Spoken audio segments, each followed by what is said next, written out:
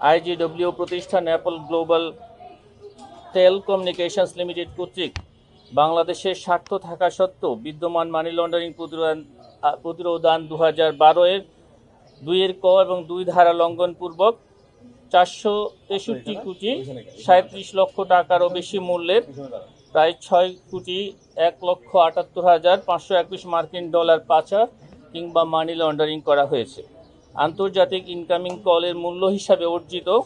অর্থ থেকে রেভিনিউ শেয়ারিংয়ের বাবদ বিটিআরসি তথা সরকারের প্রাপ্য টাকাও বর্ণিত অপারেটর কর্তৃক অদ্যাবধি পরিশোধ করা হয়নি। এতে দেখা যায় তদন্তকালে আসামি অবিউর রহমান খান এবং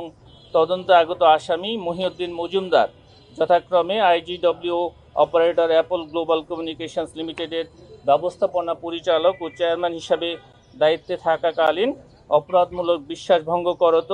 463,37,46,149 টাকা মূল্যের 6,01,78,521 মার্কিন ডলার বৈদেশিক মুদ্রা বা সম্পত্তি পাচার কিংবা আনয়নযোগ্য বৈদেশিক মুদ্রা বিদেশ হতে বাংলাদেশে না এনে অপরাধ করায় দণ্ডবিধির সংশ্লিষ্ট ধারায় এবং মানি লন্ডারিং প্রতিরোধ আইন 2012 সংশ্লিষ্ট ধারায় তাদের দুজনের বিরুদ্ধে চার্জশিট দাখিলের সিদ্ধান্ত গৃহীত হয়েছে। আসামি জনাব রাসেল মির্জা ব্যবস্থাপনা পরিচালক ভিশন টেল লিমিটেড এবং জনাব এম বদিউজ্জামান চেয়ারম্যান ভিশন টেল লিমিটেড দায়িত্ব পালনকালে আইজিডব্লিউ অপারেটরের ব্যবস্থাপনা পরিচালক এবং চেয়ারম্যান হিসেবে দায়িত্বে থাকা অবস্থায় অপরাধমূলক বিশ্বাসভঙ্গ করত 404,90,96,293 টাকা মূল্যের 5,19,67,464 মার্কিন ডলার বৈদেশিক মুদ্রা বা অর্থ